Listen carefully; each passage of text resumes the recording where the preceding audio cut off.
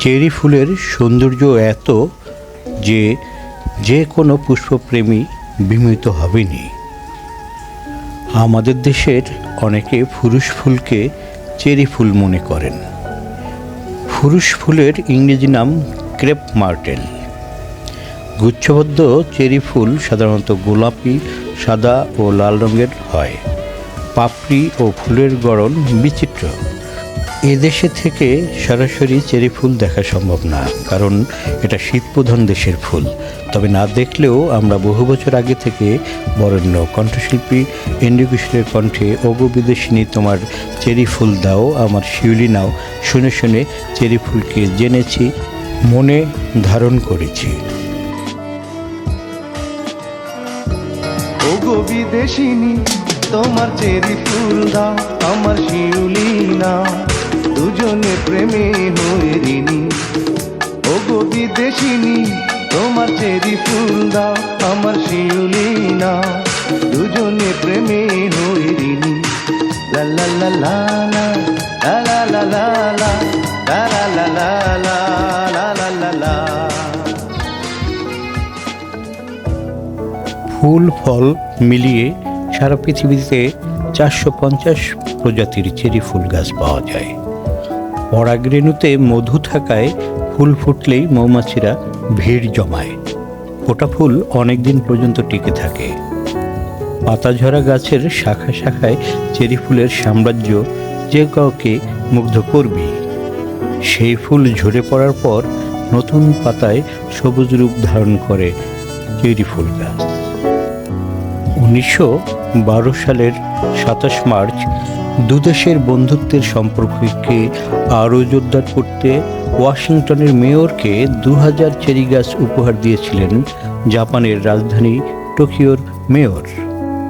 সেই উপহারের অমর্যাদা করেনি যুক্তরাষ্ট্র, রোপণ করে দেয় ওয়াশিংটনের নানান জায়গায়।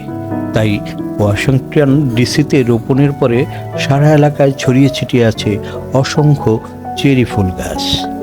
বসন্তে সেখানেও ফোটে হাজার হাজার চেরি ফুল।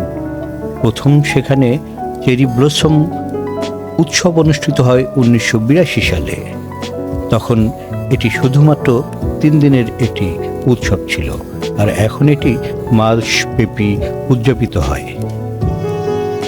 এত জনপ্রিয় চেরি ফুল যে পৃথিবীর বিভিন্ন দেশে এর মৌসুমে উৎসব পালিত হয়। জাপানের চেরি ব্লসম ফেস্টিভ্যাল এখন আর শুধুমাত্র জাপানিদের মধ্যেই সীমাবদ্ধ নেই। উৎসবের রং গত কয়েক দশকে বিশ্বকে রাঙিয়ে দিতে অন্যান্য দেশেও পালিত হয়ে আসছে। ভৌগোলিক দূরত্ব পেরিয়ে অস্ট্রেলিয়া, আমেরিকা, কানাডা ও ইংল্যান্ড সহ পৃথিবীর নানা দেশে মৈত্রী বা বিজয়ের প্রতীক হিসেবে এই উৎসব উদযাপিত হচ্ছে।